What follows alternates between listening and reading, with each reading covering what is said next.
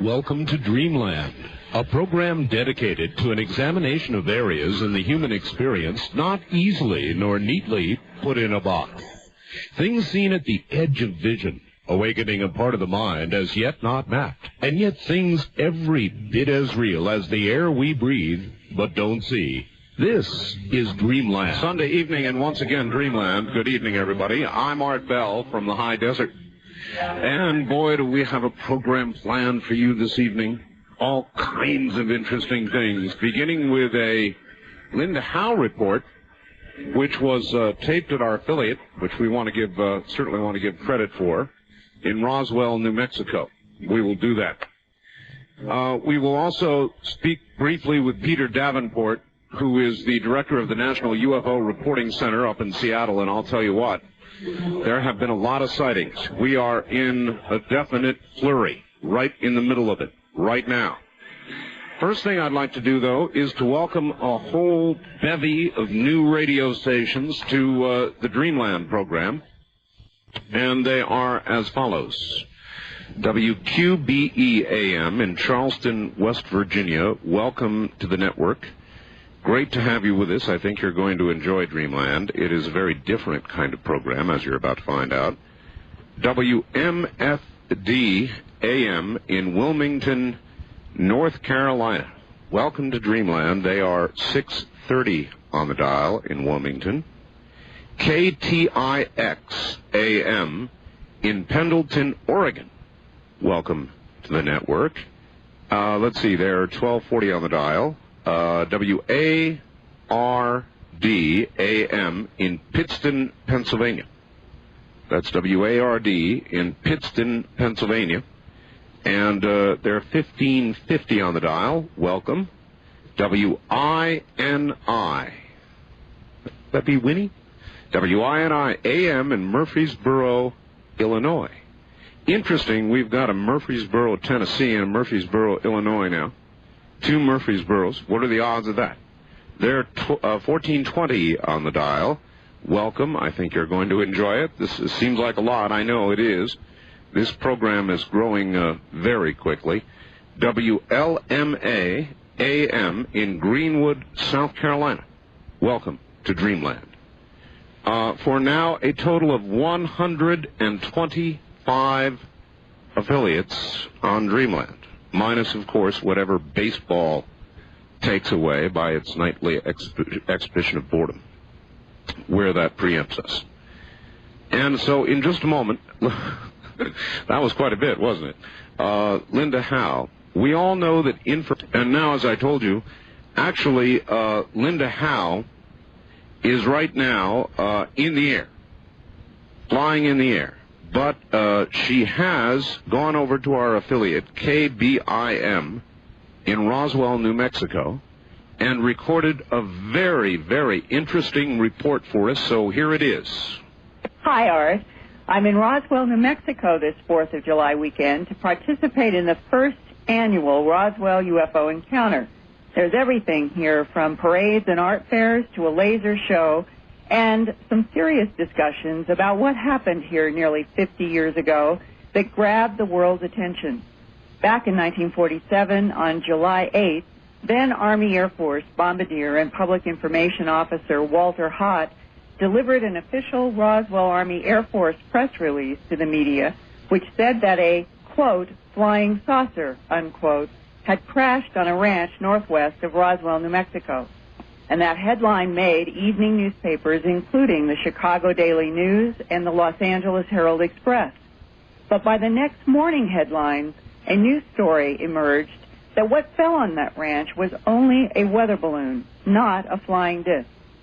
Today, nearly 50 years later, the issue of a government cover-up still rages. And with me is nuclear physicist Stanton Friedman, who has been investigating this case since 1978. Welcome to Dreamland, Stanton. Glad to be on again, Linda. Well, what is the latest on New Mexico Congressman Stephen Schiff's request for the Government Accounting Office to investigate the Roswell crash and make a report? Well, the rumors for weeks were that yesterday we would get the GAO report finally. Thank goodness was the thought, a year and a half. Now my inside sources tell me it probably won't be ready until August. What's going to be in it, I don't know. Nobody else seems to know. We do know that Congressman Schiff gave specific instructions to the GAO not long ago as to what things they must cover. So whether it's going to be a little report, a big report, whether it's going to have anything useful that they might have found, I do know that the GAO stirred up a lot of government agencies about going through old records. And I know that, for example, out of the blue, I get a letter from the Army Counterintelligence, the Army Freedom of Information Act office, requests that I had made several years ago for counterintelligence corps stuff on UFOs, where I was told they had nothing. Out of the blue, we did another search years later, and we found all this stuff. Here, you can have copies free. Nothing terribly exciting. But all about flying discs. All about flying discs. In 1947, the U.S. government was asking all over Germany for people to find anything about German technology that might be related to this. Find these investigators, find those investigators. So at least, and I know from talking to the GAO, that they had stirred up the counterintelligence corps people. So who knows how many boxes of good stuff are sitting around in somebody's junkyard, so to speak. And how much we might get that's really serious in this GAO report. And that leads to, could this delay be related to the now very controversial emergence of alleged 16-millimeter film of, quote-unquote, non-human bodies in an autopsy that has been screened at least partly by some people in London in May. There's supposed to be another screening of more footage in August and a release on at least English television sometime in late August. Could this be why this GAO report has been delayed? It certainly could be one of the reasons, because that's gotten an awful lot of attention. Other ones might be that, for example, the rumor is that the Air Force is ready to strike again with another attempted preemptive strike. You remember last September, they came out with that 24-page paper saying it was just mogul balloon. Now, there were so many lies and misrepresentations in that paper, I don't know how they could look themselves in the face. Specific ones, I've done a 27-page paper on it. And it may well be that they're trying to cover all bases with this thing. But the English footage has stirred things up, and there are documentaries being made. There's an enormous amount of junk on the Internet. You know, we have this great contrast. Modern technology is wonderful. I just recently finished a CD-ROM disc, and it's more information than you could put in 5 videos and 10 books. And it's great to have it in one little disc if you've got the equipment to play it. But what's on the Internet is not always truth. No, much of what's on the Internet isn't truth, and I've been the victim of some of these lies. They said I saw the footage. I did meet with the owner, Mr. Santilli, twice in London. I did not see the footage. But we have seen some photos here. Oh, yeah. People have seen chunks of footage. And there are new ones that have been released. Still, they're playing this game beautifully. If you want, of course, in public relations, how to tout something to try to get a lot of money out of it, they played it wonderfully. And the most recent thing was that they were going to show it to 10 senators 2 days ago. Since Senate is in session, it seems very unlikely, and there's no indication that that actually happened. But it could be why this postponement on the GAO report. Maybe someone in Washington is looking at the Santilli film. Yes. But one thing that's clear here, certainly the Air Force attack and some subsequent statements that have been made by others, the government seems still bound and determined to keep their secrets. That was a vicious, strong response from the Air Force. It was in violation of all the rules that the GAO had laid down. The Air Force is supposed to make their stuff available to the GAO. And we hear scuttlebutt from other places that people have been threatened. One witness that I had talked to years ago said he can't talk. He got phone calls. After the release of the Santilli film? No, just before that. After the release of last fall's Air Force thing. About Project Mogul being the answer to what was first reported as the crash of a flying saucer. Yeah, and the Mogul explanation doesn't hold up, and people who look at the cases know that it doesn't hold up. Now, one hope, and it's the kind of thing that could happen as a result of this festival down here, is that new witnesses will finally come forward. Hearing that so many other people are talking, why shouldn't they? One of the things that worries me, of course, is that could mean that new phony witnesses come forth. Just as the police have people who phonily confess the crimes. So how to sort this out when you don't have a budget becomes very difficult. And if the government is perpetuating yet a second lie over the first lie, it raises an even bigger question. Why, 50 years later, would the government still have a policy of silence on something that would seem so fundamental to a democracy, which would be sharing at least information about contact with something other than human? And you know, the pictures of the bodies don't look frightening.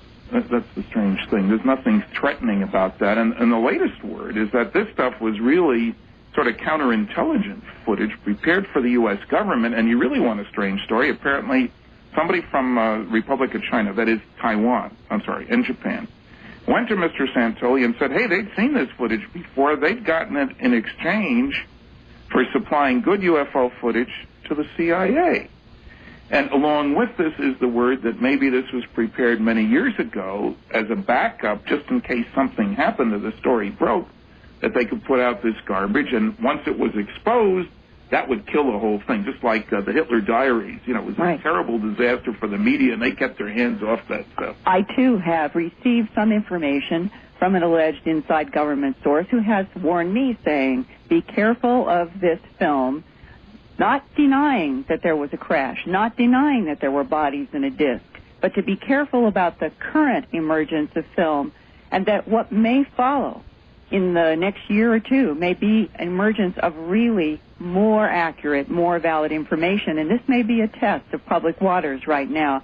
And I think what we all have to do is stand back and watch. And over the next few weeks on Dreamland, depending upon what kind of report comes from the GAO and any other sources, we'll be reporting on Dreamland, and we'll be coming back to you, Stanton, for the latest and the updates. I'll look forward to it. Thanks. And Art, Walter Hott told me that he's going to keep doing these UFO encounters here at least through July 1997, the 50th year after this alleged crash of a flying saucer.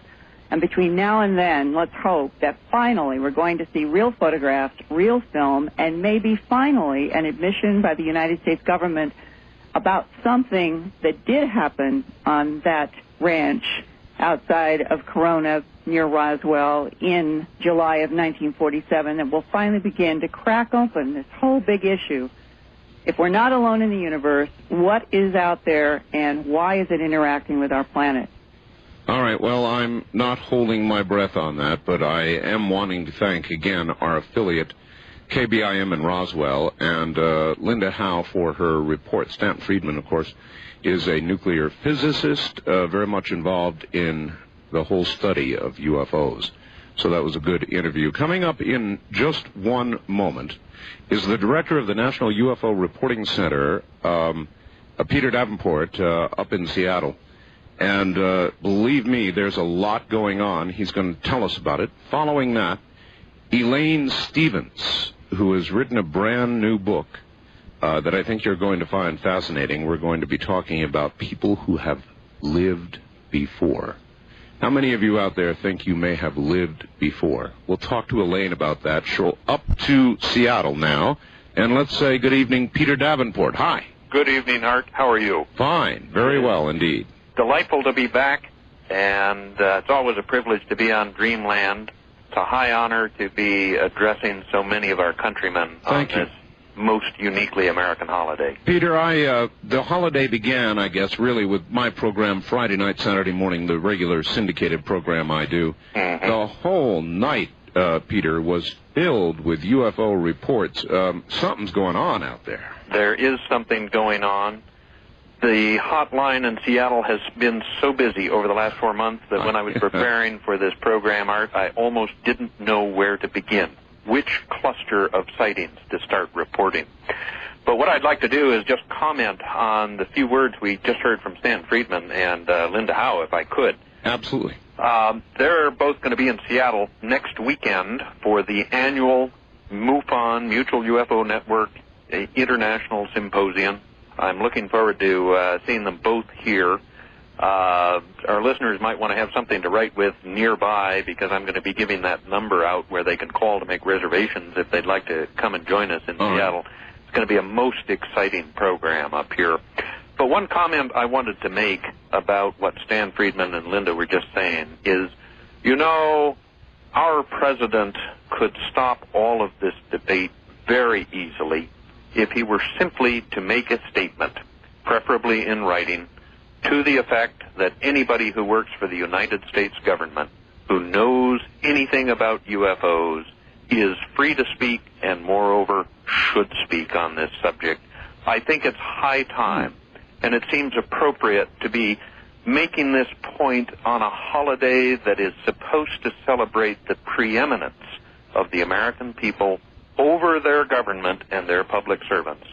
It seems appropriate at that time to be appealing to our government, in fact, more than appealing, insisting that they come clean on this subject of UFOs over America. Well, you're in the hot spot. I mean, you get all the reports. So you tell me, is this real? Is this some mass hypnotic problem people are having? Is it, what is your honest assessment after getting all these reports? Yes. I am certainly in a cat seat on the hotline here in Seattle. It is fascinating. We are getting clusters of reports from all over the country, and I will be playing, if we have enough time, I will be playing short excerpts from a couple of the reports that I've received in the last several months. And we'll leave it up to our listeners to decide for themselves whether these people who are calling, one is a senior pilot for an American-based airline, the other is an FAA air traffic controller somewhere in the Midwest. I'll be playing brief 30-second or 60-second vignettes from what they had to say regarding what they saw, and our listeners can decide for themselves. All right, we've only got about a minute. What's the hottest thing that's happened lately? I would say the hottest thing is the cluster of calls we got on the 15th of March, the Ides of March. Shakespeare was correct. Beware the Ides of March. We took calls from 8 states over the course of about 2 hours, and to cut to the chase, it appears to us that a blue-green egg-shaped ship that is covered 8 states in approximately 12 minutes. Where? From Jacksonville, Florida, up Washington, D.C., out to Jefferson City, Missouri, Illinois, and Jackson, Tennessee. That was all in 12 minutes. It was streaking overhead at a low altitude. Most recently, we took a call from Adair County in southwest Iowa. 2 young gentlemen were chasing up to 12 lights that were seen to land on farmland. The next day, we took calls from Cameron, Missouri, specifically from the police out there. They had a sighting that was so bizarre that an emergency response team. All right, I actually, that one I want to hear about. All right, hold on. Stay right where you are. Peter Davenport will be right back to you. Packing a lot into tonight's Dreamland. Listen, a very special issue of our newsletter is coming out. If you don't order it by midnight tonight, you won't get it. The number is 1-800-917-4278. 1-800-917-4278. From the Kingdom of Nye, you're hearing Dreamland with Art Bell. To participate in the program, call toll-free 1-800-618-8255. 1-800-618-8255. First-time callers, area code 702-727-1222. Or the wildcard line at 702-727-1295. This is the CBC Radio Network. Certainly is. Now, back to the director of the National UFO Reporting Center in Seattle, Peter Davenport. And, Peter, I've just got a quick fax here. Art just wanted to get this in before you bring Mr. Davenport on from Seattle. Unusual flurries of UFO activity, such as is being reported in Seattle, is often, but not always, connected with impending Earth change activity. Is he aware of any seismic activity around Mount Rainier? There's been a lot of discussion in the local press about a bulge that appears to be growing on, I think it's on the northwest side of Mount Rainier, but we're out of my field. I don't know a thing about volcanoes. I don't know a thing about earthquakes.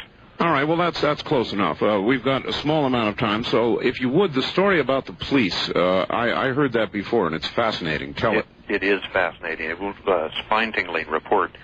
13 nights ago, we got a report from a young gentleman in southwest Iowa.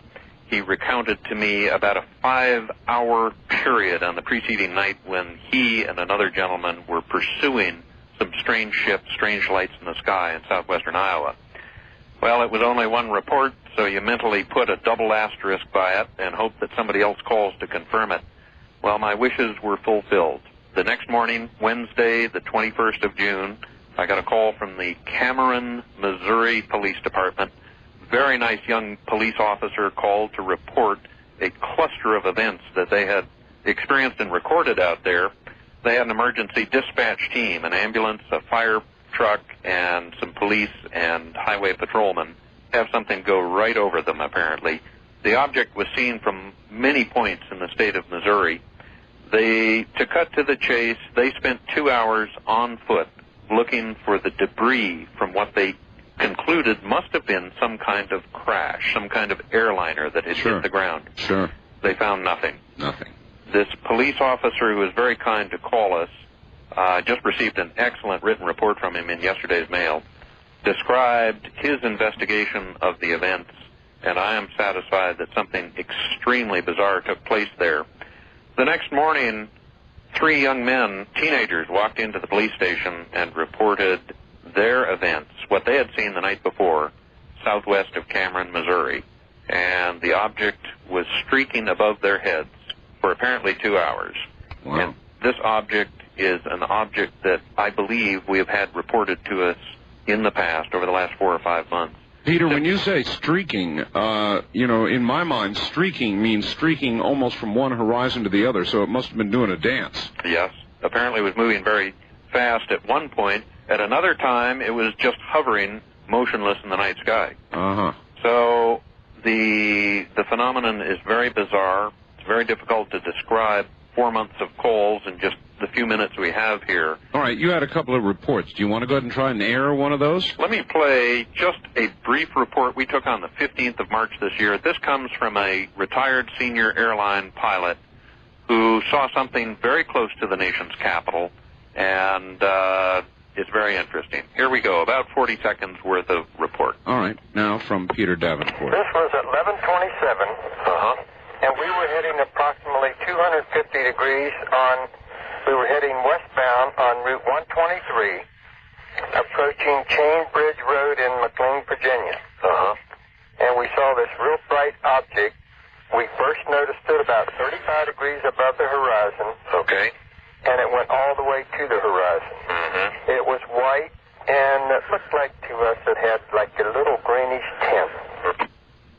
That report goes on for about 20 minutes, but that object that was seen descending almost vertically just west of Washington, D.C., seconds later went streaking over a woman's head in West Virginia, the town of Westover, West Virginia, right on the Pennsylvania border. Right. Within seconds, perhaps minutes, it was over Jefferson City, Missouri.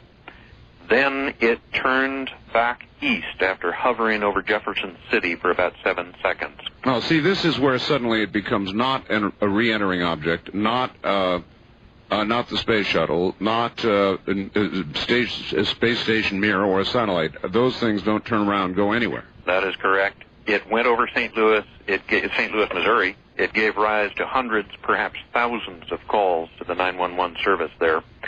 It stopped over Collinsville, Illinois for about 40 seconds. It then streaked down to Jackson, Tennessee. At least this is the presumed track of the object. Was seen to hover over Jackson, Tennessee for about 30 seconds. At that point, it spewed out a huge cloud of red sparks, and the last thing the witness saw of it, it was streaking southwest from Tennessee. That was the 15th of March this year, and we've taken many, many calls very similar to the one you just heard. Well, we're sure in the middle of something. Something is going on, that is for sure. But all right, Peter, we're way short on time here, so we're going to have to scoot. We're going to have you on as a guest, and we'll go through and take a lot more time and go through a lot of the reports that I know you have. That sounds fine. I'm going to be at the convention in Seattle next weekend, 7th, 8th, and 9th of July. People would like to come and join us. It's a very exciting program. Telephone number to call in Seattle is 488-3805. That's 488-3805. And thanks very much, Art. Thank you, Peter. Peter Davenport. And he's the National Director of the UFO Reporting Center there. And I'm telling you, folks, we're really going through it right now. All right, moving on. Hypnotherapist Elaine Stevens, author. Her book, Whispers of the Mind. She's given seminars, presentations at adult education facilities, the University of Nevada, Texas Women's University, Truckee Meadows Community College, Southwest Hypnosis Convention, a teacher of self-hypnosis, there we go, for health and learning, endorsed by Dr. Brian Weiss, author and psychiatrist. So, now to Elaine Stevens, and I believe that Elaine is in Reno, Nevada. Is that correct, Elaine? That's correct. Welcome to the program. Well, thank you very much. Thank you for having me. Elaine, first of all, you may want to comment before we get into anything else on some of what you've heard here at the beginning of the program. We appear to be going through a real flurry of UFO activity in the country right now. Which is very interesting to me. A lot of the people that I have worked with in hypnosis, in either doing a past life regression session with them, in one instance I was doing what I call a hair of self session, where the person was seeking guidance from within themselves. And in many, many cases, people will spontaneously remember contact that they've had, either earlier in this life or, strangely enough, even in past lives. All right. Well, I'm really curious about that. How do you bump into that? In other words, I assume that normally when you do hypnotherapy, you're doing it for rather mundane reasons, you know, to help them quit smoking or to lose weight or something like that. Habits. Right. How do you suddenly either bump into somebody's past life or, even more interestingly, some sort of contact with ETs? Well, what happens is I work at very deep intuitive levels with people and teach self-hypnosis and guide clients into memories of past lives, specifically on purpose, to help them understand the present. Oh, so in other words, you're aware of it and using it, as some of my other guests have, as therapy, past life mistakes for current life improvement. Exactly. And then, but when the UFO things come up, that's something I had a practice in Houston, Texas for 8 years before I moved to Nevada. And for the first 8 years of my practice, I did not encounter even one case, which was very interesting to me. Do you think that's because you didn't try, or you weren't aware, or you weren't digging for a past life, or why would there not have been? No, I was doing a lot of past life regression, but nothing had come up around UFO. I see. Well, I'm even interested, very interested, Elaine, in how you fell into the discovery of the whole past life phenomenon. Did it happen one day suddenly with a patient, or did you read about it in a book and try it yourself, or what happened? Well, the first time I ever used hypnosis was for childbirth. I have a son, Michael, and he was born with hypnosis as the anesthetic, so that was my introduction to the tool of hypnosis. And then many years later, probably when he was about 10, I read a book, and the book talked about remembering past lives while in hypnosis. And I was absolutely incredibly blown away and thought, woo, not only can you have a baby, you can remember a past life. This is what I want to study. Well, let me understand what hypnosis is. I recall the Lamaze, is it the Lamaze method? I think is what they call it, the breathing and the concentration. Right. Is that a form of hypnosis? Well, it is, yes. Anytime that you focus your concentration on your breathing, on a candle flame, when you're working with a hypnotherapist, on the sound of their voice, you're altering your brainwave pattern. Right now, we're both in beta consciousness, very conscious and alert. But if we began to relax our physical body without any direction from anyone, what will automatically happen is that you slow down that cycle per second brainwave activity and drift into what's known as an alpha state. And that's simply a state of relaxation. Many straight driving manuals caution, beware of road hypnosis. That's true. Yeah. That's true. And so it's really just sort of a concentration exercise. Is that in a state of relaxation. A simple thing we experience going to sleep and awakening. We go through all those brainwave patterns. It's a natural, inherent ability that everyone on the planet has command of. All right. Well, I still want to... I've never really properly understood hypnosis. I've read a couple of books on it, and I've watched these people up on stage. You know, the... oh, yes, I love them. Do you? Is that a different or greater level or deeper level of hypnosis than the kind of concentration exercise we just talked about? Well, what it is, a stage hypnotist is really a very skilled hypnotist.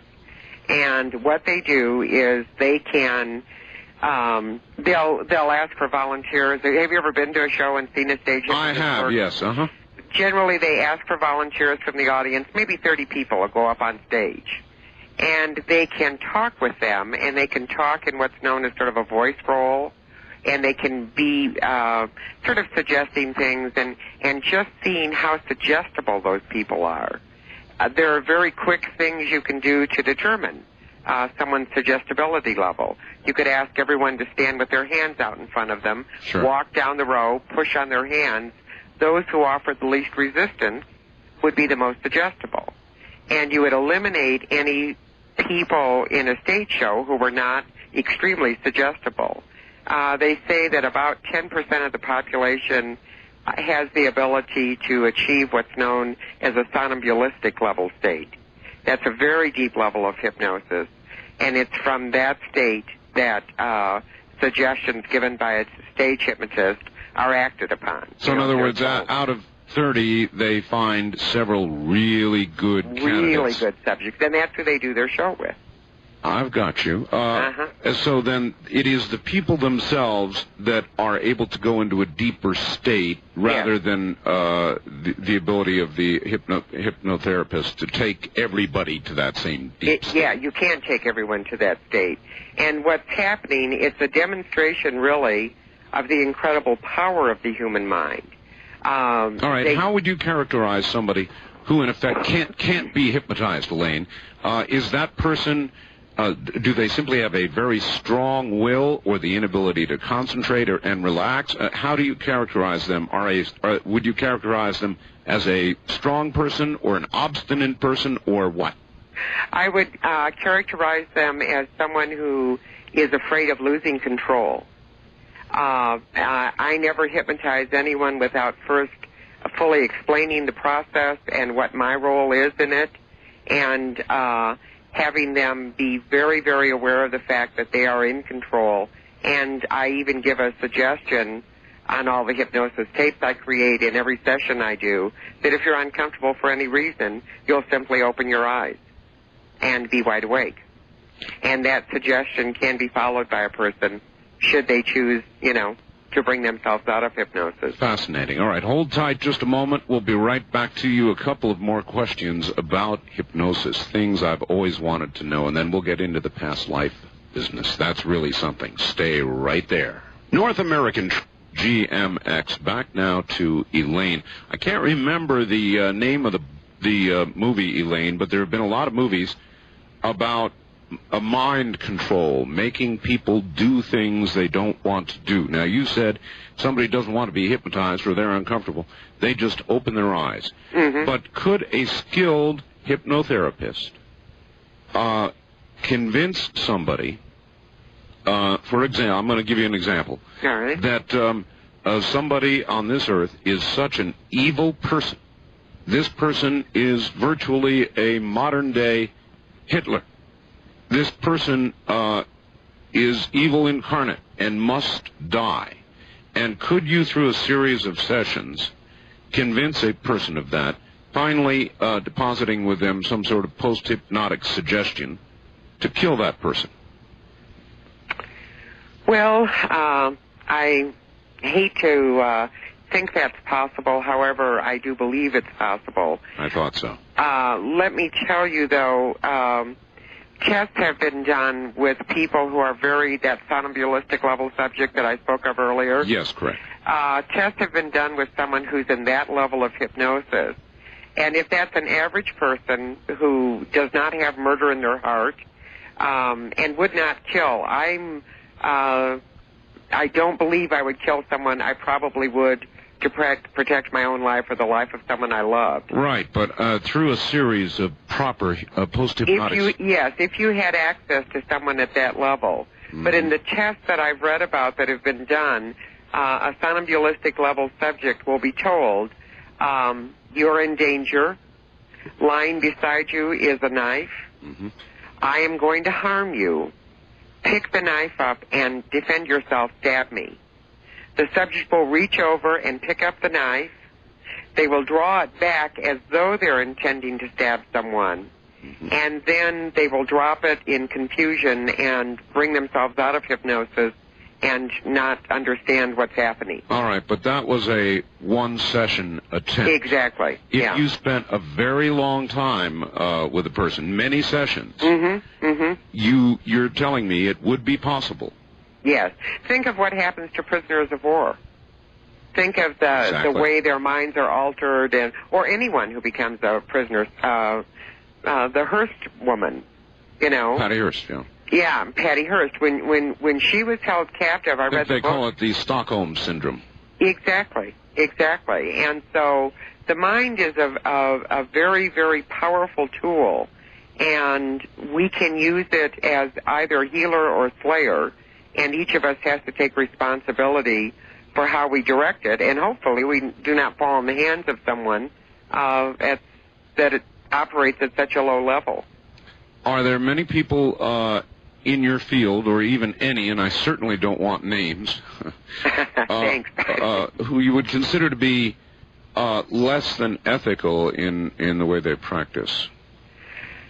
I think that there are people who use hypnosis as a power tool,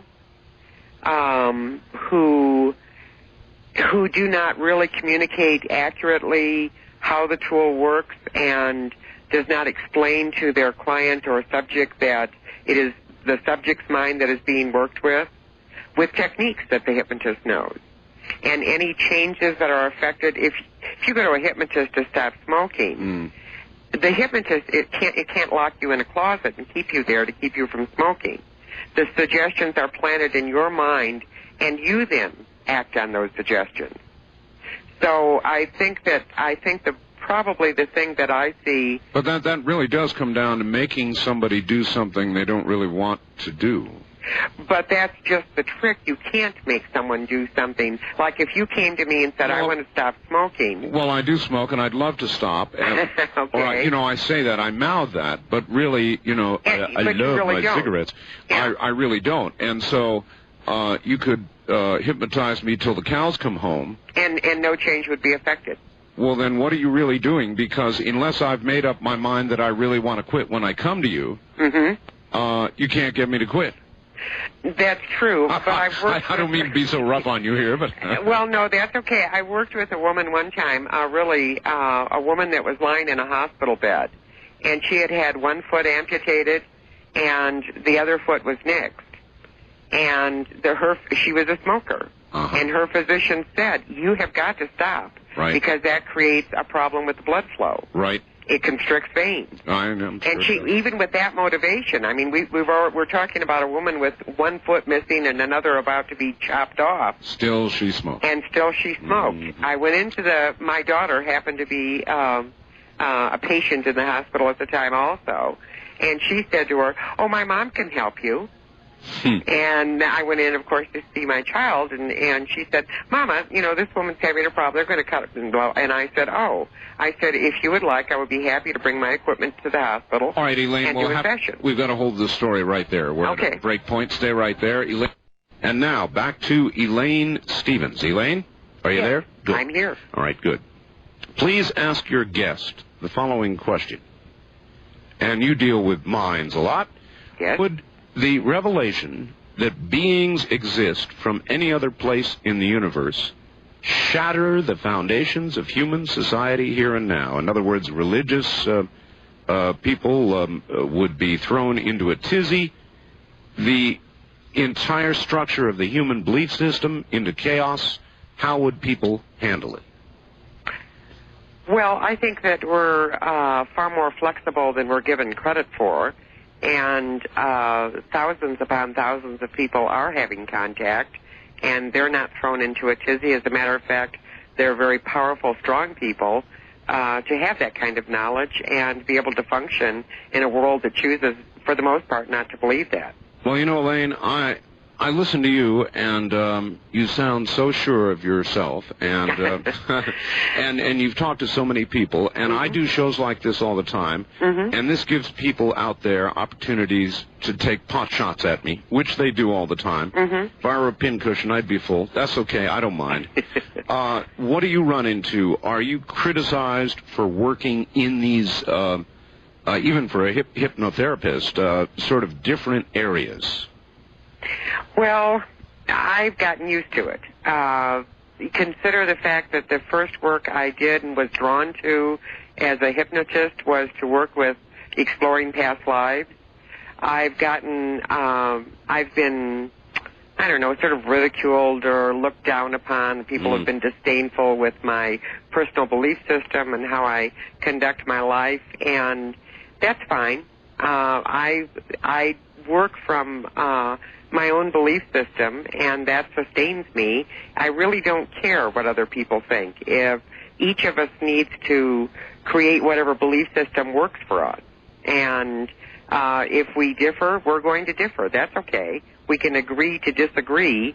I no longer get into Mexican standoff with people and going to fight them to the death over it. I don't care if people believe they've lived past lives or not.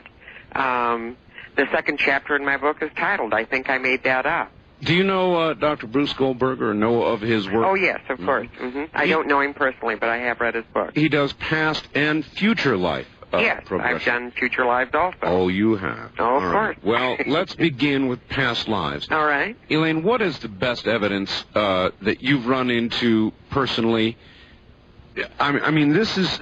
I know of no greater question for humankind, and that is whether our soul lives on once these physical bodies end, whether there really is more or not. It's a pretty big question, Elaine. You must have answered it for yourself.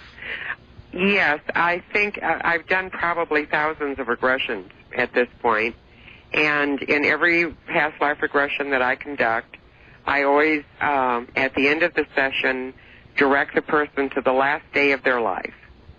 And then to what happens beyond that last day. And first off, our culture is frightened to death of death. We fear death as though we're not going to, if we get scared enough, we won't have to do it. That's because we think it's terminal. In other words, exactly. The great blackness. The great blackness. But what I've discovered in guiding people through their own death experience in a previous lifetime is that there's always, I don't care if they die peacefully at home in their bed, surrounded by family who are there to nurture and love them through the experience, or if they die on a battlefield run through by a sword or trampled by wild horses. It doesn't matter how they die. The experience is always the same, and the experience is one where they're immediately peaceful and calm and surrounded with light and love, and there's no fear. Would you add the word aware? Oh, yes, absolutely. I mean, that's what everybody wants to know. Once you've died, is there an awareness? There is an awareness. There is, in my mind, no death. None at all. I had a friend, a very close friend, who died several years ago, and I went down and spent time with him the last month before he died. Right. And I asked him, where's your heart, where's your head? I feel badly that I have my life, and it's obviously going to continue for a while longer than yours. I don't know why you're leaving now, but how do you feel?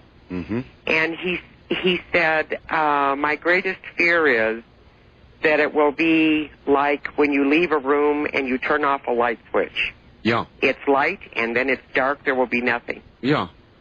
And I just said, oh, wow, I don't know how I can convince you at this point or what words I can give you, but I can promise you, I have guided thousands of people through their death, and that is not what will happen. You have lived your life with tremendous love and caring, and you will be greeted with that same caring the moment breath ceases in your body. I know that. As best you know, Elaine, what does happen when you die? When that final breath leaves your body, what happens to you? The first thing that happens is that people float out of their body.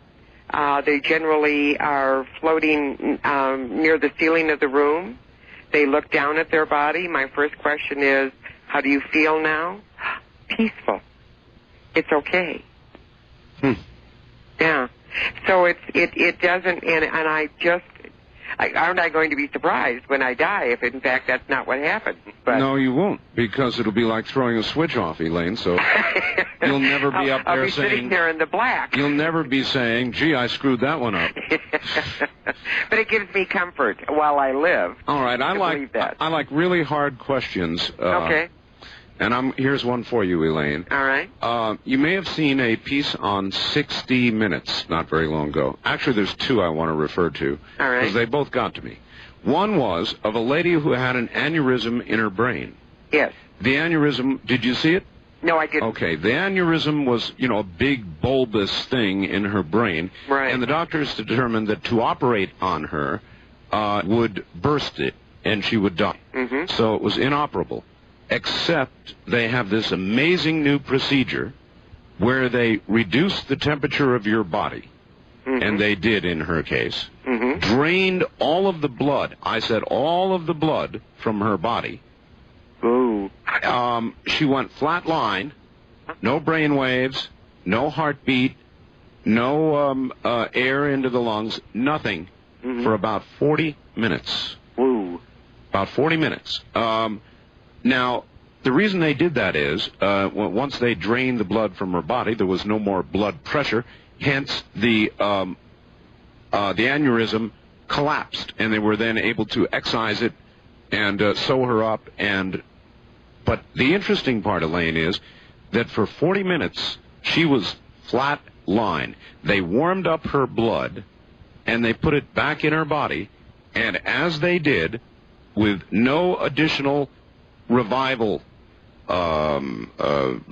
techniques, paddles or any of that. Right. All her signs came back. Her brain waves began once again. Her heart beat, and she was breathing. She was back alive. As a matter of fact, she's cured. Now, she's not the only one that they have done this to. And my question is, for those 40 minutes, where was she? I hope out of that body. I will assume out of that body. And perhaps I would love to talk with her. I would love to know. I would love to do hypnosis with her and see what, in fact, if we could find out what she was doing during that 40 minutes. And perhaps she experienced what a great many people study and write about now called near-death experiences. Yes. And that's an incredible life-changing experience of its own. The story certainly makes you applaud science and the things we can do to help people now. The story also makes me think we must have incredible assistance from many levels that we cannot even imagine to be able to do such a thing with someone. Yes. All right, again, you, as a practice, take people into past lives in order to help them with current lives. Yes. You said earlier that it doesn't matter how somebody died, whether it was peacefully in bed without pain or whether some horrible accident happened to them. What about ghosts, Elaine? Entities that appear to be still here on Earth for one reason or another, and generally when the death has been violent, or there's been some great trauma, even unfulfilled love, something really emotionally important at the moment of this violent death, they seem to remain. Now, is there anything to that, or would you just say, I don't believe in ghosts? Oh, no. I would say I live in Virginia City, Nevada. There is a famous ghost up near you. Lots and lots of famous ghosts. I live in a house that was built in the 1800s. And I don't think I live alone. I think that what happens at a soul level is that if there's a trauma at the time of death, or as you say, if there is a longing for a person or a place, yes, I think that at a soul level, that person is trapped at the earth plane level. One of the things that happened to me when I first began to become more intuitive. So in other words, Elaine, there are exceptions to what you said earlier. Not everybody has a peaceful transition, apparently, or at least it doesn't sound like to me if you're stuck down here with pain rattling behind. But I think that you can do work with a ghost, and you can direct them to the light, to a higher level of consciousness. Really? Oh, yes, and a great deal of work like that is done.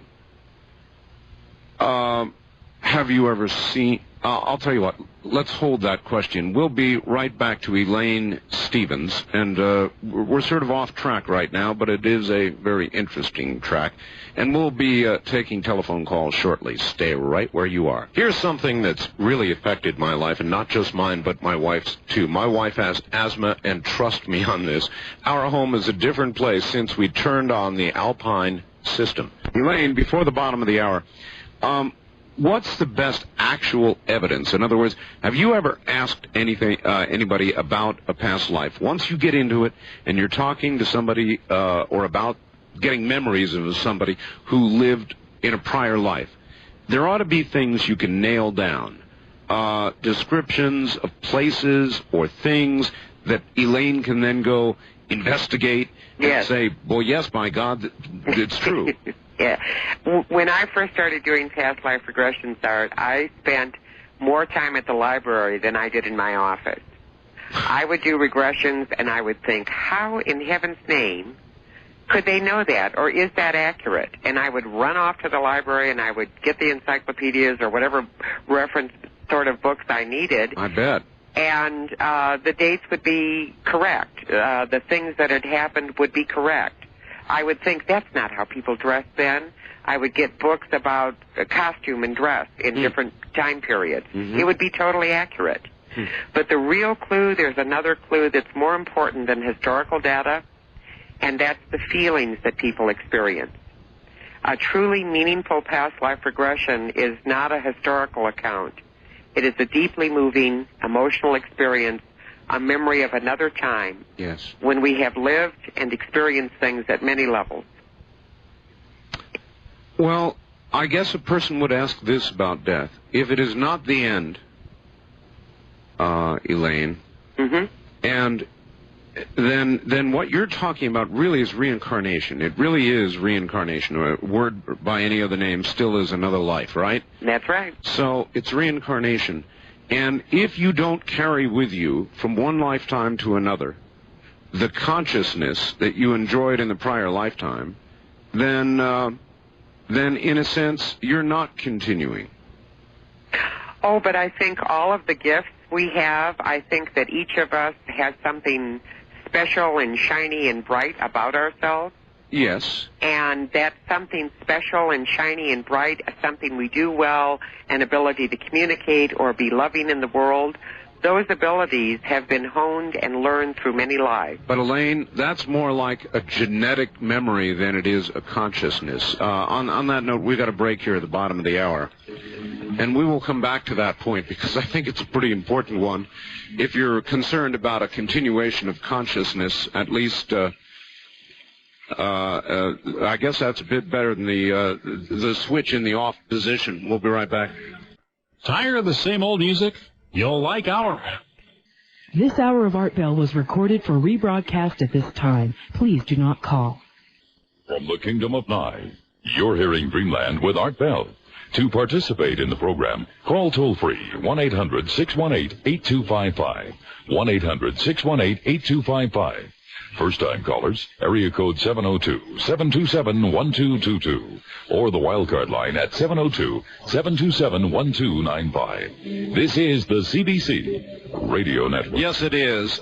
Dave in Chula Vista just sent me a fax and said, I just stated that my newsletter is $29.95 a month. If I did, he goes on, inflation really has arrived. It's not.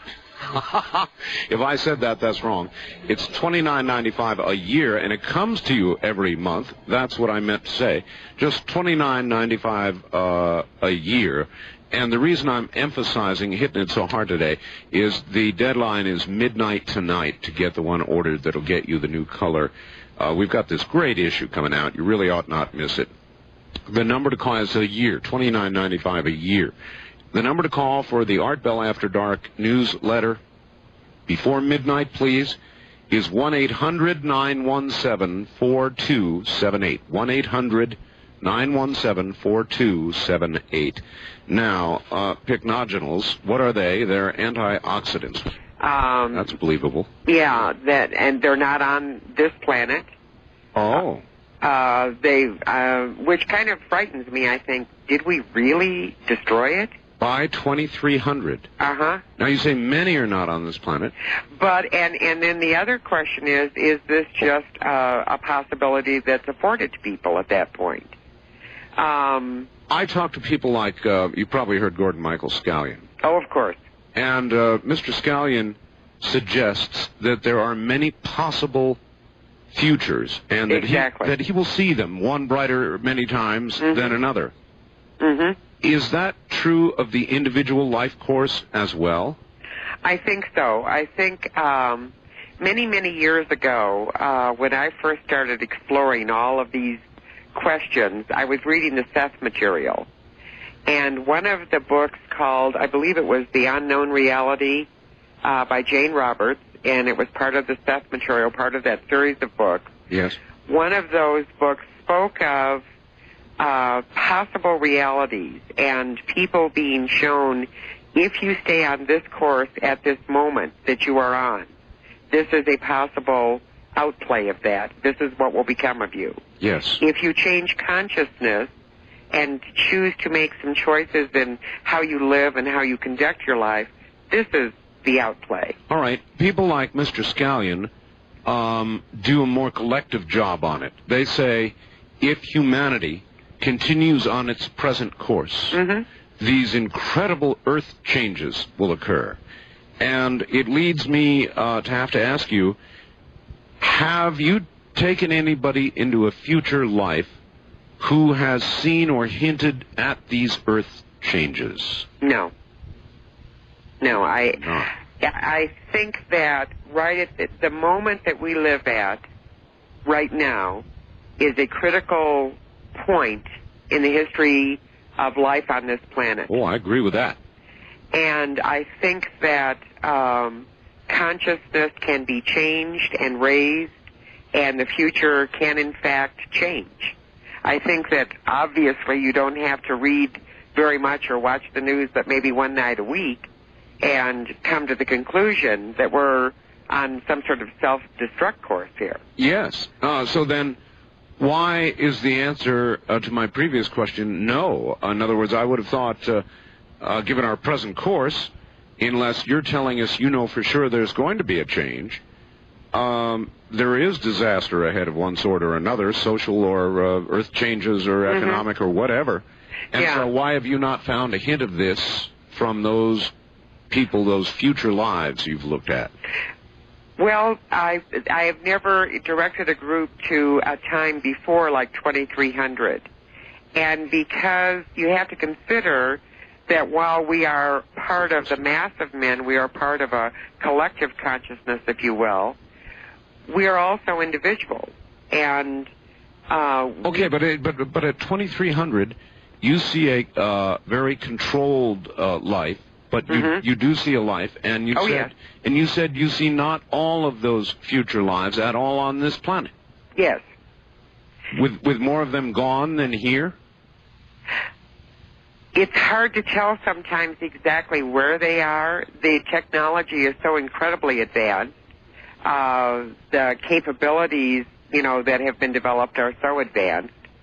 And some of them are here. It's very, very different than what we can even conceive of now. Give me a typical description. I mean, when you get somebody under and you get them into a future life, and let's say they're in 2300, what is the kind of thing they would say to you? I see the following, or what would they say? They have before them very often a control. You know how we have computers now that can do amazing things? Yes. I can't even work a quarter or an eighth or a teeny part of what's on my computer. Yes. But people seem to have these incredible control systems in front of them that operate a screen and they can access knowledge or information. They can make changes to their environment. There's a tremendous capability there seemingly at the fingertips of the individual. So in other words, you're talking to people that are saying they are in control of their own environment and they have machines to do that. Interesting. Hold on, Elaine. Very, very interesting. And a bit of a different possible future, at least in the year 2300. What a fascinating course. We'll be right back. Our guest is Elaine Stevens. She's author of Whispers of the Mind. And we're talking about past and future lives and a lot of related phenomena. And so we'll get right back to her and take a couple of calls. Elaine, are you there? I'm here. All right. Well, here they come. East of the Rockies, you're on the air with Elaine Stevens. Where are you calling from, please? Oh, Oklahoma. Welcome to the show. Thank you. Assuming that we all have had past lives, then I would also have to assume that we have probably all done really horrific things, and we have probably had terribly horrible and frightening things done to us, like being murdered and things like that. My question then is, why would anybody want to go into a past life regression? All right. So it's a good question. In other words, why are you doing it, Elaine? Well, I do it because I think that we are extremely complex beings, and it gives us a greater understanding of all of the facets of who we are. People do not remember horrific and horrible things unless perhaps they're having that affect their life now. If you have a fear, say, of water, it may be that you have drowned in a past life. Let's take an example. Let's say I did drown in my past life. Horrible way to die. Right. And very traumatic, and it's somehow affecting me in this life. When you take me into that past life and make me relive that moment of drowning, how do you help me?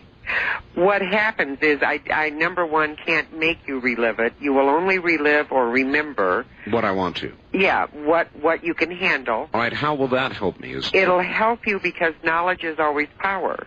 And once you have that memory at a conscious level, it's only what we don't know of that controls us with fear.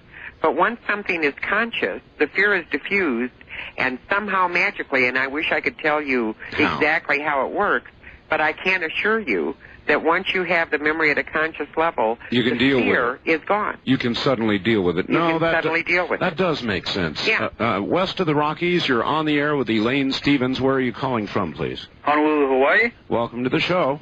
Hey, how's it going, Art? Okay, Elaine, I got a question for you. Okay. Okay, is it possible through hypnotherapy to revive latent psychic powers such as levitation or some things along those lines? Ooh, that's a good one. Well, it is possible through hypnosis to revive latent intuitive abilities. I think that we're all intuitive, and the more we learn to use that subconscious part of our mind, the more we open that ability up. Is intuitive just another word for psychic? Psychic, yes, it is. But I have never been able to allow or encourage someone to levitate, and that would really be fun. It sure would. Caller, thank you. That was a very, very good question, and I've got one to follow it up. Elaine, before the top of the hour here, the ability to levitate, psychic abilities to, you know, this business about remote viewing and all the rest of it. These kinds of powers, do you believe, Elaine, that these powers are latent in us and, in fact, are becoming less with modern industrialized society, or that these powers are developing now as we continue, by our standards, a very slow process of evolution? In other words, are they coming or going? Oh, I think they're coming. We live in a very technologically oriented world, and we have removed ourselves from that aspect of our being. And with awareness and consciousness, we can remember. That's another gift of remembering a past life, is you can remember skills and abilities. Yeah, but why? It seems to me we're masking them. You mentioned your computer. Oh, we do. Yeah, you mentioned your computer. I mean, when you're involved, as I am, in so much information in computers and things that are keeping your mind going, you're not in an intuitive mood. No, you're not. But that's one of the values of hypnosis is to provide ourselves, to gift ourselves with that opportunity on a daily basis. Oh, now that makes sense. Mm-hmm. If we do that, what happens, a direct result is, number one, our stress level goes down. Right. We can handle this glut of information we swim in a sea of. And secondly, we begin to remember who we truly are. And we, I believe, are first and foremost spiritual beings. And we connect with that very beautiful part of ourselves by disconnecting from the technology just briefly. All right, well, that absolutely makes sense and brings out another question. Stay where you are. We're at the top of the hour. Don't forget, you've got to order this newsletter by midnight to get the next issue. It's 1-800-917-4278. Don't blow that off. 1-800-917-4278. We'll be right back. From the Kingdom of Nye, we continue with your calls on Dreamland with Art Bell. Call Art now, toll-free at 1-800-618-8255. 1-800-618-TALK. First-time callers, area code 702-727-1222. 702-727-1222. Or the wildcard line at area code 702-727-1295. 727-1295 in the 702 area code. Now again, here's Art Bell. Here I am, and back to Elaine Stevens in just a moment, and a question from St. Thomas all the way out in the U.S. Virgin Islands. Let me talk to you for 3-8. All right. Elaine, are you there? I'm here. Good. From St. Thomas in the U.S. Virgins. Dear Art Bell, has your noble guest read the Spy Magazine 895 article about mind control? Gee, no, I'm sorry I haven't. Okay. I've not either, so I guess we can't do much with that. From Joe in Sutherland, Oregon. Hi, Art. Could you ask your guest 2 questions? 1, are there souls which are older than other souls? Yes, there probably are. I don't believe that there's anyone on this planet at this time who's never been here before. Is a brand new soul. I think the vibration that we live in is too intense, and I don't think that someone who hadn't practiced being in this vibration could handle it. Huh. So there are no new souls. I don't think so. Not right now. Not right now. Mm-mm. Are our lives always linear, or when we die, could we come back in the past as well as the future? Ooh. Oh, good question. I'm not sure I know the answer to that one. Back to Einstein. Well, that's a good answer. Look, if you don't know the answer, I don't want you to even try, and I agree with you. That's a really good question. Have you found, through your subjects, any so-called order to how, who, and when we return to this corporeal life, and if this process is voluntary by those, quote, brought back, end quote, question mark? Yes, there is a process involved. It seems from many of the sessions I've done that the person, the soul, there is a meeting with master beings, if you will. Yes. And the lessons that need to be learned are discussed, and the person chooses the group of people they will have as family, as friends, people who will affect them deeply, and they put themselves back into a situation where all of that is possible. All right. Now I'm going to get you into trouble, I'm sure. Oh, good. From the Bible, and I don't frequently quote it, Hebrews 9:27. Mm-hmm. It is appointed for men to die once, but after this comes the judgment. It doesn't say anything about coming back again. Well, then we have to go to the Council of Nicaea, when all reference to reincarnation was removed from the Bible, because it's very difficult to control people who believe that, in fact, they are learning to perfect themselves and will come again. All right, back to the phones. East of the Rockies, you're on the air with Elaine Stevens. Good evening. Yes, hello. I'm calling from Austin, Texas. Yes, sir. And I had 2 questions. First of all, how does she explain the fact that there's more people on Earth today than have ever died in the history of the world? Mm-hmm. And second of all, what is the ultimate point? If we keep on coming back and back to learn certain lessons, to progress to what? To a form of perfection or godliness or whatever. Well, this is a schoolhouse. I kind of view these lives that we live as an opportunity to learn. It's a schoolhouse. It's a schoolhouse. Toward the eventual goal of perfection? Yes. All right. Now his first question. It's a good I'm a one. long way from that point. Well, the first question he gave you was a good one, and that is, there's a lot of people. Caller, how many? 5, 6 billion people? Roughly 6 billion, I would assume. So there are new people here all the time, more people. If there are no new souls, then obviously the question is, where are these souls coming from? Well, consider that at the moment of creation, whatever that might be, and now we're really getting out there, but there were X number of souls created. We have the history of the world as we know it based on what we know now. That's true. But we don't really have the whole history of the world. We have little 10,000-year gaps in the history of the world. Boy, it's true. And so it's hard to say, oh, well, absolutely, this is concrete and it couldn't be so. I don't know. I really don't know. Oh, it's what really is so. It's a good answer, though, and it's at least an answer. Thank you, caller. Okay, thank you. All right. It is an answer. In other words, we don't know the composition. There are a lot of people, Elaine, who believe that the world has had at various times civilizations on it. Mm-hmm. Been populated to the degree we are now, or even to a greater degree, and they have literally disappeared. Vanished, exactly. Vanished. So you think that could be?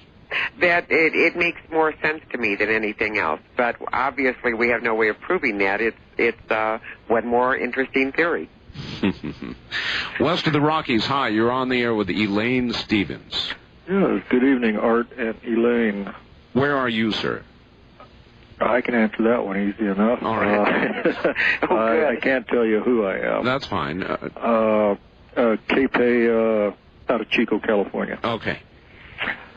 Elaine, the way I understand or seem to equate what is going on, seem like we're in constant turmoil with ourselves.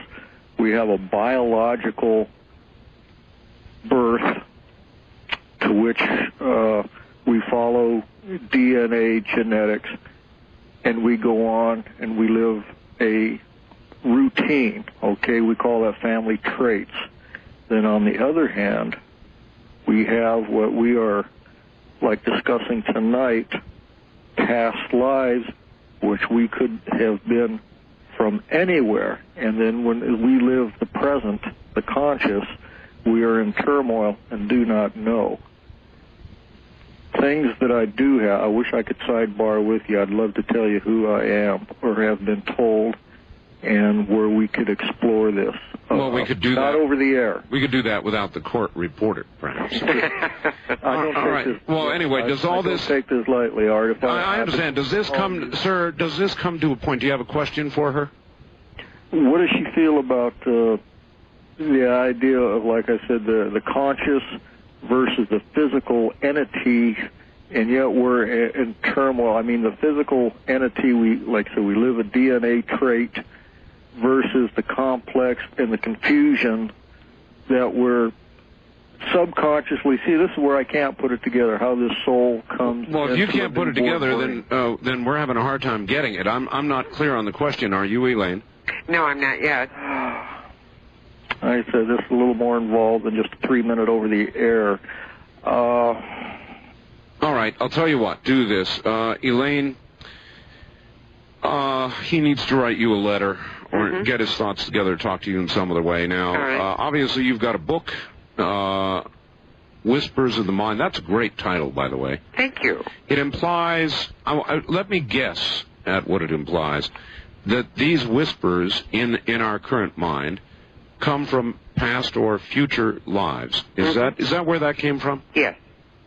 I sat up one night until midnight with a friend who's a writer, conjuring up that title, and we hit on that and loved it. You conjured very well. Thank you. All right, I'm writing a book myself, and I'm trying to think of a title, and it's no easy job. No, it's not. Okay. How do they get Whispers of the Mind, or how do they get in contact with you?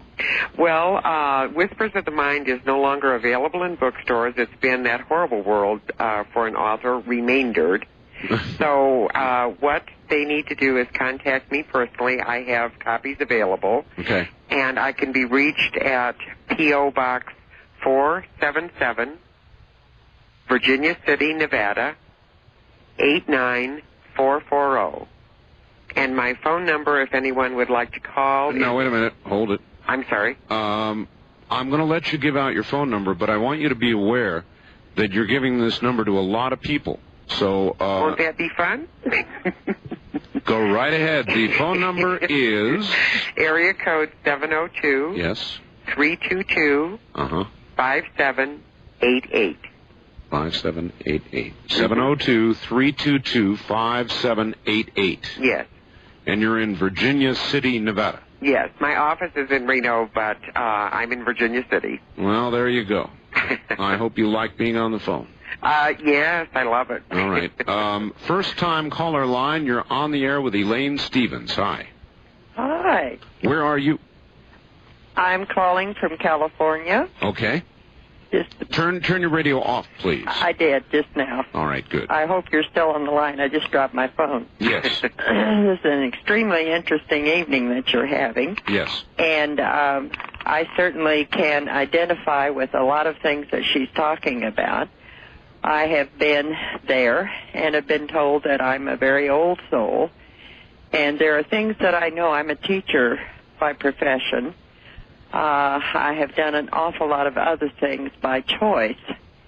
And I have developed a very working inner life that has been more instructive, because there are things I know that I have no way of knowing in my present state that I know, if you understand what I mean, in recall of facts, figures, blah, blah, blah. My question is, I'm an adopted person. Now we're going into a whole different segment of society, plus the fact of abortion. And so how do we reconcile the fact of her statement a while ago that we choose the environment into which we go to live? Well, I can say to you that being adopted has probably affected your life at deeper levels than probably any other event you've experienced. And I think at a soul level, you chose not to live with your natural mother or father in this incarnation. And you chose to do that because in the circumstances you would be placed through the adoption, those things that both they and you needed to learn could be learned.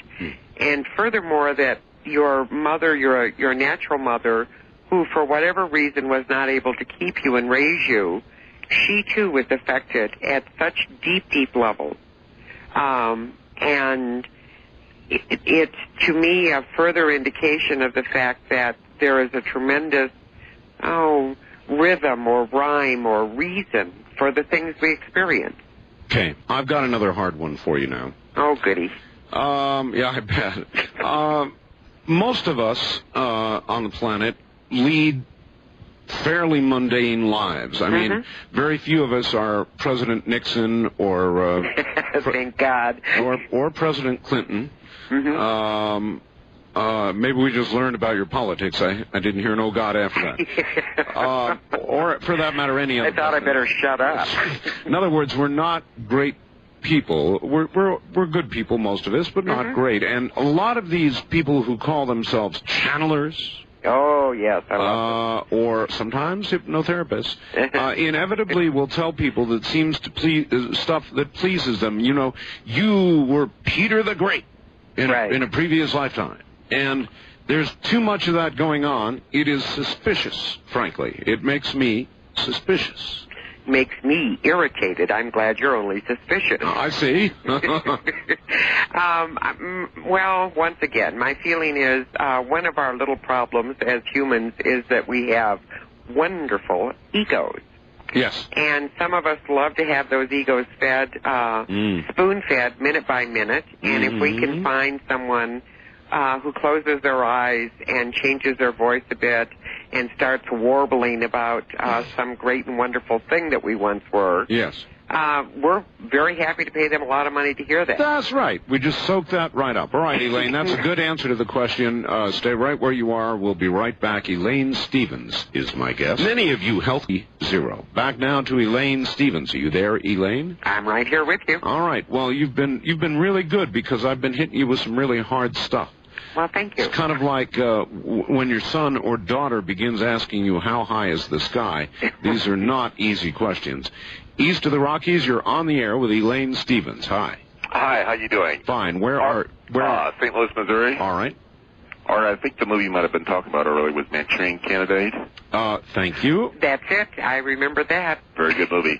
I was going to talk about this past life regression. I've done a couple of things in reference to that. You were talking about mirrors, and I don't know if you're talking about, you were talking about candles, and there's a thing that you can do with a mirror next to you, and you stare at the candle, and you keep your eyes open for about 45 minutes, and in that, I started to fall asleep, but before I did, I saw an old Chinese man. I also did hypnotherapy with a man named Santosh. I don't know if you're familiar with him.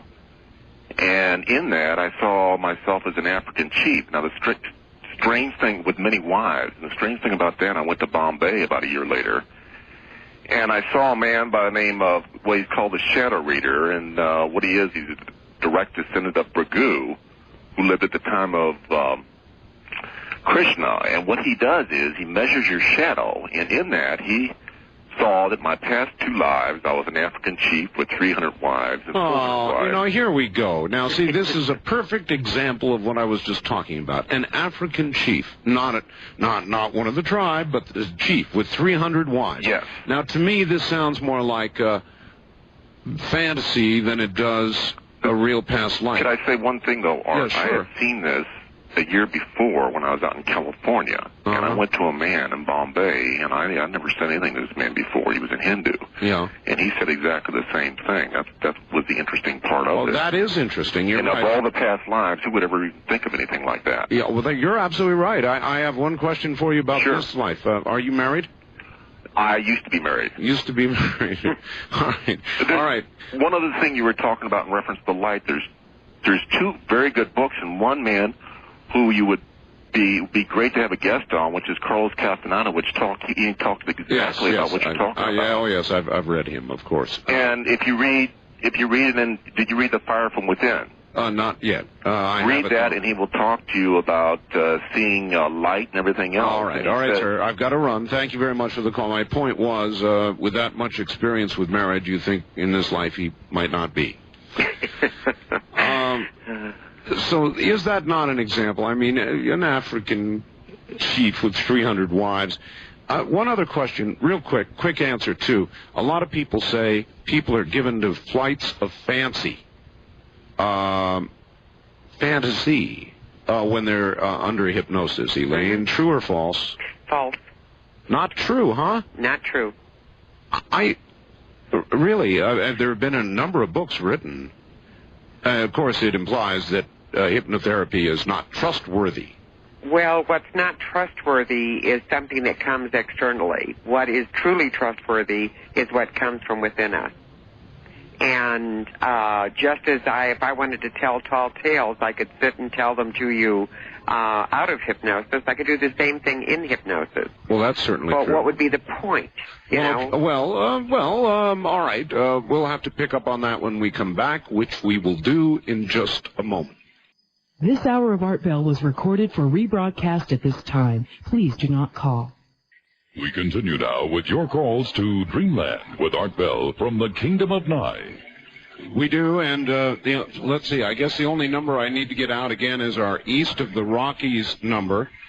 It's not normally on the tapes for Dreamland. If you're east of the Rockies, it's 1-800-825-5033. 1-800-825-5033.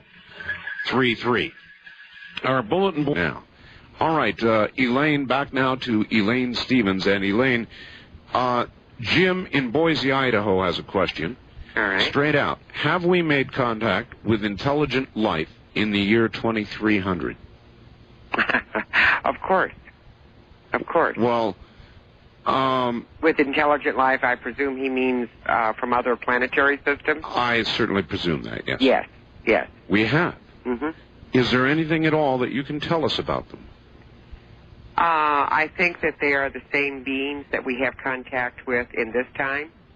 I think that we become more receptive. I know that when I've guided people to past lives, to places such as Atlantis, one regression comes to mind very clearly, and that was of a man who was a sculptor, and in that lifetime, he is a sculptor now, he teaches art at a major university, and in that previous lifetime in Atlantis, he did a sculpture that was conducted in via water throughout the city. And in this lifetime, he was directed at a subconscious level to do a sculpture created of crystals, and that was in the air. And in his memory in Atlantis, there were meetings held, and there were beings from many planetary systems present within those meetings. Well, so when you said, of course, what you really meant is we've been in contact for a long time. Forever. Yeah. All right. Dear Art, this is from Wally in Albuquerque. Please ask Elaine, and I'm going to try again on this one, too, why it is that, by and large, we don't have any memories of past lives in our conscious minds. We hear talk of reincarnating because we need more experience in one realm or another. Who says we need more experience in one area or another? And if we don't consciously remember past lives, how do we know what we're supposed to be working on? And I suppose your answer would be by coming to somebody like you. That would be a wise thing to do. Or getting, of course, a copy of my book, which tells you how to explore past lives. But consider, once again, we go to the subconscious. The memories are in the subconscious. And if we had conscious recall of all of our past lives, we would be in a terrible jumble. Well, you know, that's true, Elaine, but again, I say, we discussed it earlier in the program.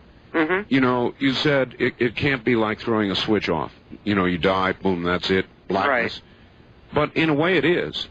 You may survive in the sense that you live on in others' minds who are living. You have offspring, they survive you. And it may be that your soul contributes to your next life in some esoteric way, but you're not conscious as I understand consciousness right now. You and I are sitting here talking. We're conscious. We know what's going on around us. In that sense, in the next life, you're telling me, on the one hand, we are conscious, but on the other, we're not. Well, which is it? Tough one, pushing me to the wall. Yeah, now. That's right, I'm sure. Okay, I think that consciousness can mean many things, and I have consciousness of a conscious memory of many past lives. I know, but you've dug them. Exactly. And I've done so because it's helpful to me in the present. Well, all right, would you advise the average person who's having an average life, and they're okay, you know, no horrible habits or anything, nothing really wrong, is there any reason for them to go rummaging back into past lives? Well, I think so, because if we're just having an ordinary life, as you say, and we're just sort of rocking along, I personally would like to know that there is more to me than the fact that I went to the grocery store this afternoon and got food for the barbecue and that I did, you know, all these mundane things. I hope to think that there is dimensions to me that I need to explore, and I need to expand my creative abilities, and I need to expand my mind in as many ways as I can. We get kind of locked into that mundane stuff, and that's dangerous. Okay. East of the Rockies, you're on the air with Elaine Stevens. Good evening. Hi, Art. We must have some sort of conscious link going on here right now, because I want to touch on or make a comment directed to your guest. All right, where are you, Bob? Poto, Oklahoma, and it was somewhat what you just touched on concerning reincarnation. It has been said that we are remnants from the very first man, and it is consistent throughout the Bible, which I don't want to really bring that up too much, but that there are things passed down from generation to generation to generation, good and bad. Mm-hmm. Now, in the subconscious level, which I believe exists, I could, or anybody can, tap into any past life from anybody. I don't get it. I don't get it either. Meaning that if things from the very first, if we descended from one being. Oh, that's a big I see. And that is passed down and passed down. In other words, like a giant tree. Now, the thing that I want to are we reincarnating memories? Uh-huh. And personally, I believe that we have to be very careful in that area because we might bring something back into this life we might not want to deal with. Good point. Thank you. From Oklahoma. Elaine, is it possible that a past life, a past incarnation, could virtually possess? Is there that danger that? No. Are you sure? When you open doors, you never know what's going to walk through. Absolutely. Absolutely. This is one of the sort of little sore points with me because we approach any new knowledge with a certain amount of trepidation or fear. Sure. And if we will just remember that knowledge erases fear, how could our mind, if you broke your arm a month ago, yes, you would not be able to recreate with your mind the pain that you experienced at the moment of the break. That's, I did break my arm. Oh dear. Many years ago. But you really are correct. I remember, of course, the occasion very vividly. And the pain, but I cannot. You can't recreate it. No, that's true. Because your mind is designed to protect you. And the same thing holds true. I can't go rummaging in your mind, nor can you, and discover things that would be hurtful to you now. Your mind is designed. It is designed by something far beyond what we can even conceive of to protect us and to support us and to help us. And the minute we set up this, oh, what if I remember I'm Attila the Hun, or what if I remember these horrible things? Well, of course, I don't want to recreate for you the pain in your arm, and I couldn't do that. I couldn't do that as a hypnotist. Though, it's interesting. I've seen hypnotherapists depicted on television, and maybe they do a bad job on hypnotherapists just the way they do on so many other things, but they do make people recreate that moment and feel it, just as if they were there once again. Oh. What do you say to that? I say that, yes, a lot of people go into to explore a past life, and they find themselves very emotionally moved, and they find themselves weeping and re-experiencing something at a deep emotional level. But once again, here's our fear.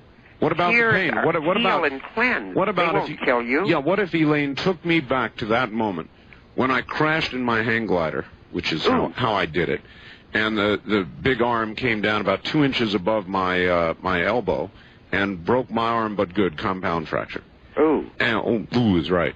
So if Elaine took me back to that moment and I relived that experience, would I relive that pain? No. No. Your mind, you can't sit here now and take, No, not now, not on the conscious level. You're correct. I tried. But even at a subconscious level, no. Okay, well, No. That's a good answer. First-time caller line, you're on the air with Elaine Stevens. Hi. Hi, Art. Bonnie in Alaska. Yes, hi, Bonnie. Hi. Where in Alaska are you? Questions. First off, I'm a person who's been through past life regression and have verified one lifetime. Okay, good. And I'm curious Spend your time as to how unusual that is. is there like a percentage of people that you have worked with that have experienced that? It's very unusual, Bonnie, because what happens is we connect to the past life generally at an emotional level as opposed to, as I said, a historical data level. But I have had a number of people who've been able to do that. After as I said earlier in the show, after I got through going to the library, I had enough cases authenticated to resolve the problem for me. Are they making this stuff up? And the answer was no. I did enough research to prove that, and I no longer go to the library because that's not the issue. That's not why people explore past lives. But it's kind of wonderful for you that you were able to authenticate it. That must have been exciting. To make sure it was for real. Yeah, and I was good able to verify this one. But I had one more quick question. I am one of those people that can be dropped down into the somnamblistic state. And I have a theory, and I wanted to run it past you. I had one lifetime I experienced that was Japanese. Is it true? Is it possible, this is my own theory, that if I could go back and go through that lifetime in a somnambulistic state, that I should be able to speak fluent Japanese? Right on. Good question. She will. Oh, she would be able to? Probably. Where are you calling from in Alaska? Wasilla, Alaska. Wasilla, Alaska. That's a very, very good question. Have you ever observed that ability? Yes, I've had people lapse into German was the language that my client lapsed into, and I would repeatedly throughout the session needed to say to him, "Please speak in English. I do not understand German." And he would revert back to English. Wow. And then as he got involved emotionally in what was happening again, he would begin speaking German. See, I consider that to be, you could do enough research to know the person couldn't speak German, and I'm telling you, I suddenly started hearing German. The hairs on the back of my neck would go straight out. They did. The hairs on the back of my neck stood straight out. All right. East of the Rockies, you're on the air with Elaine Stevens. Hi. I can barely hear you. Okay, can you hear me better now? A little. Where are you? Oklahoma. Oklahoma. Okay, what's your question, huh? What is your guest, what are his beliefs about abortion? All right. Quickly, Elaine, about abortion. Yeah, what happens to a soul that is, well... Where a pregnancy is terminated? When does life begin, in other words? Let's begin there, all right? Tough one again. Is the soul with the child at the moment of conception? Is that your belief? I believe that a soul has connected and decided to be born through that woman into that family. I do not believe that that soul is in that body. I think they dance in and out, and connect probably at the moment of birth or very shortly thereafter. I don't want to get into the whole issue of abortion. No, I appreciate the straightforward answer, Yeah. and on that we disagree. Elaine.